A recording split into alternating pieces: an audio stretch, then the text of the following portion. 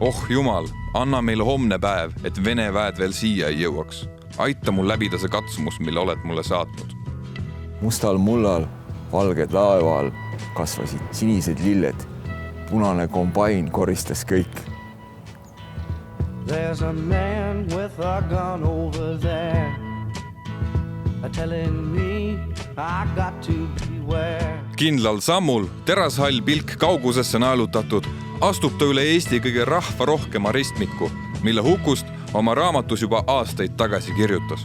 Toona vaadati tema peale viltu, kuid koletu sõja puhkedes on ootamatult kirjaniku, kuid ennekõike patriootliku sõjamehe Leo Kunnase sülle kukkunud elu tegusaim aeg. Et mis võib-olla oligi ukrainlaste viga selle sõja alguses? Nad oleks pidanud tegema palju suurema sõja kaitseväe. Riigis on 44 miljonit inimest. Üks ainus Krimm on sama suur kui Eesti. Nad oleks lihtsalt pidanud tegema suurema armee. Ukraina pool oleks võinud teha palju suuremaid ja palju nähtavamaid ettevalmistusi. Et näidata, et jah, olemegi valmis võitlema, me kindlustume ja me kaevume sisse, me korraldame mobilisatsiooni, me oleme selleks valmis. Tõmbad vastu. Sellega, kui midagi muud ei jää üle, siis kasutad selleks. Mariupol on praktiliselt seal Tallinn peaaegu üks-ühele, et linn on ka sama suur, sadam, kõik ma vaatan, et palju inimesi, palju tsiviilelanikke on surma saanud, kõik, mis seal toimub, kuni selleni, et me suurtükiväelasi nagu vangi ei võta, et kõik selles mõttes jookseb täiesti halastamata tulelöögid. Aga termobaarilisel moonal ta võtab selle hapniku õhust, et see pihustub aerolsoolina laiali. Et see temperatuur, mis seal nagu epitsentris tekib, on nagu väga kõrge, et kui on mingid TOS 1A, Buratino ja Sontsepek, mis laseb nende nagu suurte raketijurakatega, kui see näiteks siia kukub siia meie juurde, siis mis meiega juhtub, et me tõenäoliselt aurustume õhust, et meist ei jää midagi järgi. Ja sealt need inimesed, kes on seal umbes selle naiskodukaitse seal telgi juures, et see õhk põleb siit kõik ära, siis tekib vaakum, see tõmbab lihtsalt neil sõna otseses mõttes revib kopsud välja. Et see ei juhtuks siia, kui üks selline Buratino või Sontsepeki termobaariline, siis rakett kukub siia meile siia nagu külje alla. Leo on kõigeks valmistunud, kuid üks relv tekitab isegi temas külmavärinaid. TOS-1A heavy flamethrower system is a powerful weapon. The launch pod consists of 24 launch tubes, 220 millimeter thermobaric rockets. The fuse detonates the charge, which destroys the body of the rocket, dispersing and igniting thermobaric agent. There's no need to physically destroy the fortifications as the agent flows into them. Now, let's feel the battle thrill and move out in a formation. TOS-1A engages targets in single, pair and salvo mode. Peale Buratino on üks veel, eks? Neil on kaks tükk, üks on see TOS 1 ja teine on TOS 1A. Okay. Et üks on Buratino ja teine on Sontsepek. No on leiutatud nimed alles nagu. Lille nimed on ju lastud. Buratino oli see puunuk nagu Vene Pinocchio. Hiina skutt murdub. Mitte ainult see ei murdub.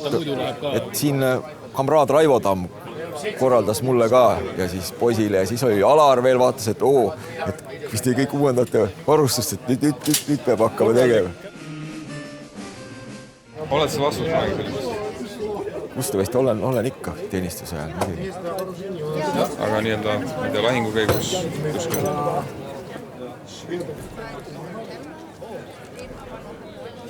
Võib-olla seal on paar varasemat episoodi, millest ma palju ei räägi, et enne neid suuri sõdu. Sõjas ikka juhtub?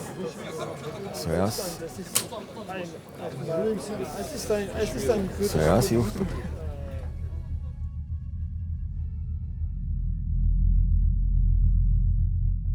Mul ei ole mingit ettenägemis- või ennustusvõimet teistest suuremat. Aga mis on Putini olemus? Ta on vana tšekist. Ta on oma eesmärgid välja öelnud. Tema eesmärk on uus maailmakord ja tema eesmärk on impeerium. Siis oleks ju rumalus nendega nagu mitte arvestada. Tallinn on sama suur linn kui Mariupol, et kui me vaatame seda, mis Mariupolis toimub, linn on ka sama suur, mere ääres kõik need kõik need teatud tingimused on üsna sarnased. Kaitseväelase ja ka tegelikult riigiametniku või poliitiku kohus ongi valmistuda halvimaks, et me oleme kõik väga rõõmsad, kui halvimat ei juhtu. Et siin ta viskab, mul on siin igast vanu roki ja selliseid muid lugusid ja siin kohe viskab, vaatame mõne Ukraina. Siin on mingi Army remix, aga võtame selle. See on kena.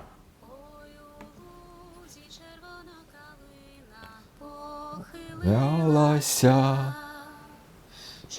то славна Україна, зажурилася, а ми ту Україну підіймемо, а ми ту славну Україну розвеселимо. Розочали стрільці українські з ворогами там. Minную срілую пшеницю беремо, а ми нашу славну Україну розвеселимо. Ei, see on kena laul. Tegime seal tsoonis ehitustöid ja istusime lõkke ääres ja võitlejad laulsid. Ma vaatan, neid Ukraina laule on veel, ma võin mõne leida siit. Tuleb lennukipommi otse tabamus ikka pooletonnise, et kogu hoone hävitada ühe matsuga. Ja siin kraadid ja uragaanid, kui need lasevad, põhimõtteliselt kõik lendab laiali, et kõik see klaas oleks maas hunnikutes ja ribadeks, toss tõuseks taevani ja tulekahjud oleks selles mõttes iga pool, neid ei suudetaks kustutada. Peeter Tergens on joonistanud siin klaaslinna Huku nimelise pildi. Õnneks see kõik on praegu Mariupolis või Harkovis, mitte meil. Selline on Eru koloneli kõige pessimistlikum ennustus. Tema punane stsenaarium, mis leiab aset juhul, kui Eesti riigikaitsele piisavalt tähelepanu ei pöörata. Ja Leo Kunnas teab, mis meid ees ootaks. Et alates 3. päevast, mida veel elekter kaob, pärast seda muutub nagu pilt täiesti, et elektrivarustusest sõltub kogu tänapäevane ühiskond. Mis põleb, mul on need Kadrioru puumajad, seal on terved partleid, need ei suuda neid kustutada ja siin ka, et ikkagi kui sa lennukipommi otse tabamuse saamad, siis... Klaasmajad, need muidugi kukuks vist kohe kokku. Nad klaas variseb, et need betoonkonstruktsiooni nagu Mariupolis või mujal ka Ukraina linnas näeb, et need sõrestikud seisavad püsti need purustatakse sealt, need ei lähe nii täiesti nagu maatasa, et iga maja kohal on mingi väike rusuhunnik, et see päris nii ei lähe, et see on selline kaootiline, et mõni maja saab, tabamuse on puruks, teine kõrval on enam-vähem terve, seal on klaasid puruks, siin on selline suur rusuhunnik, et ütleks niiviisi, et Iskander rakett tabaks põhimõtteliselt seda hotelli siin otse tabamusena. Samal ajal, kui Soome turistid muretult päikeselisel suvepäeval teed ületavad, lendavad Leo peas juba kraadid ja uragaanid. Õnneks on nende rakettide eest varjumiseks parim koht siin samas, maa all, Viru bussiterminalis, kuhu tehtaks Leo korraldusel Põhja-ringkonna staap. Siin võib põhimõtteliselt võtta siin neist millise tahes, et teha lihtsalt puhtaks. Vaja on elementaarset töövahendeid, kust midagi kätte saab ja tuleks sõrestik selles mõttes kokku keevitada. Mitte kõigele sellele, aga sellele sektorile, kus see staap töötab, saab teha nii tegelikult nii puitmaterjaliga, palkidega, aga veel parem kokku keevitatud raudteerööbastest. Et Leo kujutlustes on president röövitud, kaitseminister ja kaitseväe juhataja tapetud, ei jää Leol muud üle, kui võtta võim enda kätte. Alustuseks tuleb mineerida Laagna tee, sest sealt kaudu on oodata vastase vägesid. Javeliniga laskmiseks on see üsna nagu selline taktikaliselt üsna hea koht.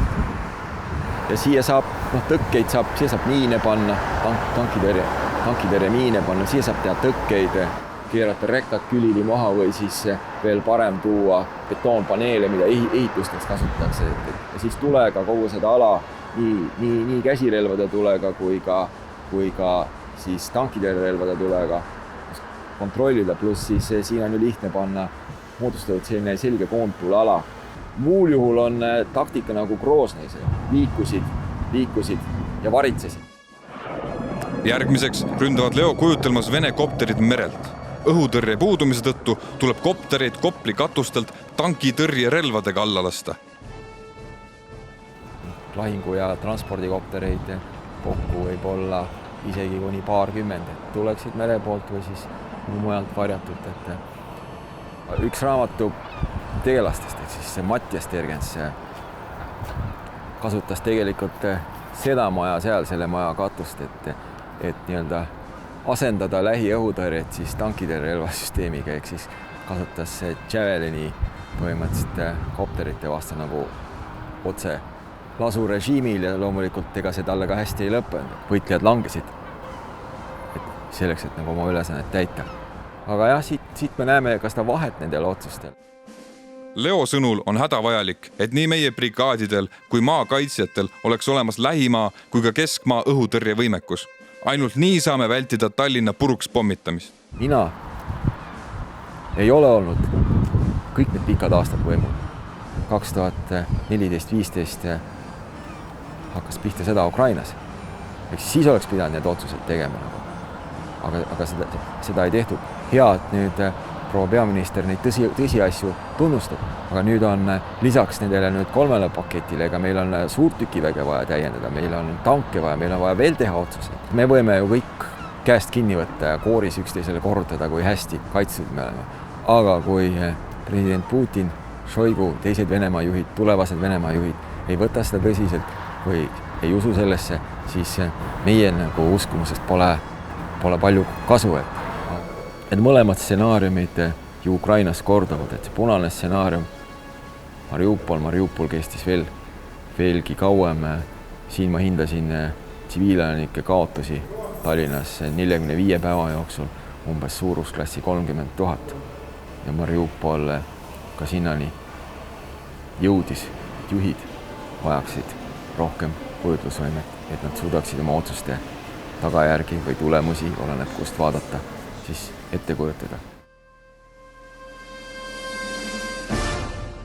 Seniste riigijuhtide otsused on Leo sõnul viinud meid pigem punase stsenaariumi kursile ja selle lõppu aimab Leo juba ette. Ta on kirjutanud järgmist. Olin lämbumas oma purustatud kopsudest üles kerkivasse verre. Sain 9 millise kobades kätte. Ma ei jõudnud mõelda oma elust ega lähedastest. Ma ei suutnud patte andeks paluda või palvetada. Ainus, mida ma veel suutsin teha, oli tõsta relv meelekoha juurde ja päästikule vajutada. Kas keegi on sulle kunagi öelnud ka, et Leo Kunnas sinust küll kunagi kaitsuda ei saa? Seda on juba 2000-te alguse poole mõned poliitikud öelnud, et sinust, nad ei öelnud sinust Leo, sinust Kunnas küll kaitseväe juhatajad kunagi ei saa. Et ega siis positsioon ei oma tähtsust. See armee, milline see peaks olema, see omab tähtsust. Ja see, milline see on olnud, ei vasta lihtsalt minu ettekujutusele armeest, mis võiks riiki kaitsta. See põhiline tõuge, et miks ma üldse olen sõjalise riigikaitsega tegelenud kogu oma praegu ikkagi suurema osa oma teadlikust elust, väga palju suurem osa, tuleneb lihtsalt sellest ajast, kui ma olin Nõukogude vanglas. Ja siis ma sain aru, tekkis nagu väga selge põhimõtteline arusaam, et sellele süsteemile saab vastu seista ainult jõuga. Ja sellest tuleneb ka minu nagu motivatsioon kõike seda teha. Ja seepärast ma võin öelda, et see on kõigutamatu. Seda ei ole võimalik kõigutada, murda või muuta või panna mind midagi teist tegema. Minu soov oli lihtne, et parem kui teistega ei leiaks sellised asjad aset, mis on aset leidnud minuga. Ehk minu motivatsioon on olnud alati väga isiklik.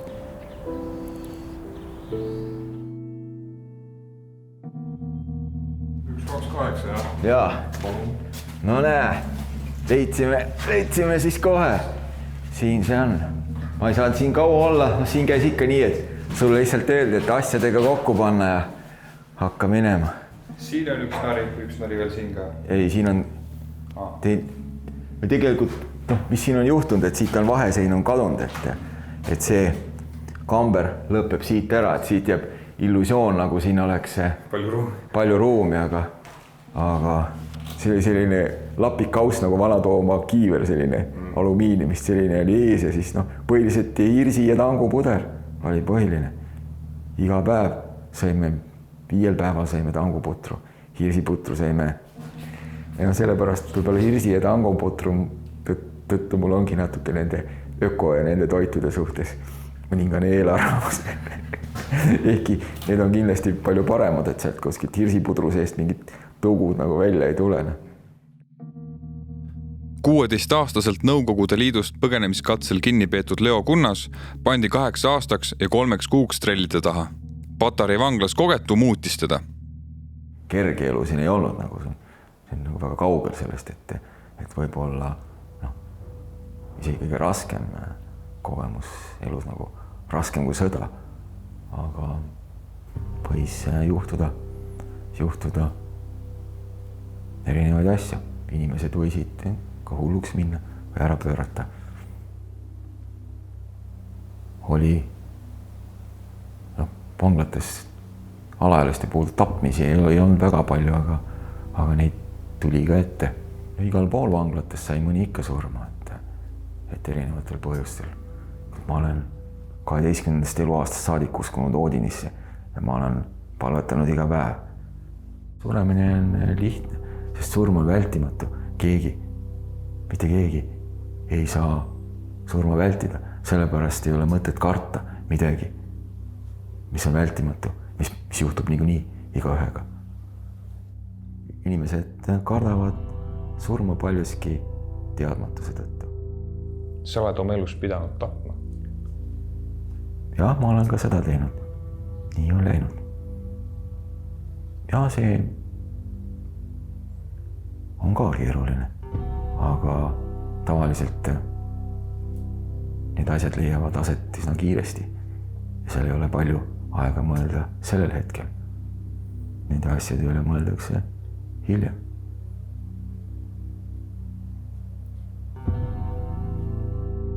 Aga inimese elu on tervik, et kui see on mingisse punkti jõudnud, siis ei saa sealt mitte midagi välja võtta. Ja iga inimene peab elama kõige sellega, mis ta on teinud. Niiviisi me elame. Näed täpselt niiviisi elan, nagu sulle praegu kirjelda. Mõned ka ei suuda selle taga elada.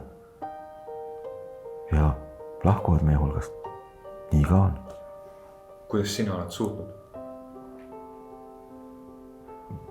Tänu usule. Oodin ei hinda enesetapjaid.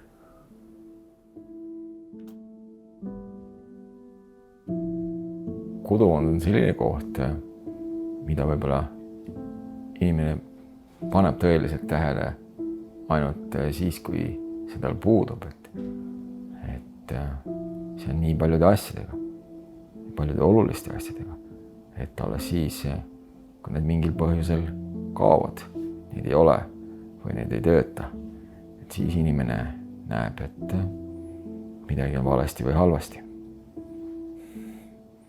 Nüüd ma olen pannud nad siia kapi otsa, sest kui lapsed olid väiksed, siis kõik mängisid nendega, aga nüüd saanud siin vatti, mõnel on siin odakõver või piitkõver juba. Siin on kilbid kadunud võitlejatel seal. On 100-aastase sõjaaegsed Inglise ja Prantsuse sõdurid. Siin on ka lipud, siin on prantslaste liilia lipp ja siis seal on Inglise see 4 väljaga. Sinised ja punased. Baas pakub printsile mõõka.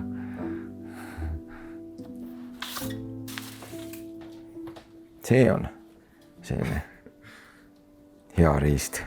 selle tera kadunud Meelis Säre tagus ise põhimõtteliselt käepideme ja siis tegi siia need ilustused, aga tera tagus talle üks Sepp Valgevenes tankiroomiku kinnituspoltidest. Siin on oma sabasöö maailmamadu. Praegu ma ei ole seda teritanud, sest mu lapsed on ka ikka sellega mänginud. See on mul kogu aeg olnud siin lastele kõigil kätte saadava. See ei oleks nagu olnud väga tervislik. Tähtis sõnum meie juhtidele on see, et püsige kohal, nii nagu tegi Zelenski. Kujutage lihtsalt pilti ette olukorda, et Zelenski ja Ukraina ministrid oleks lihtsalt jooksnud. Püsige oma kohal. Kui te teete nii nagu Khani, ehk siis Afgaani president, alles hiljuti, siis juhtub ka täpselt sama, et kõik kukub kokku mõne päevaga. Ja see on võib-olla selline kõige lihtsam ja kõige olulisem õppetund meie presidendile, meie peaministrile, meie ministritele, meie Riigikogule. Teil ei ole võimalust joosta, ei ole kuhugi joosta, kui see peaks juhtuma. Ainus, mis saab teha, on jääda lihtsalt meelekindlalt kohale.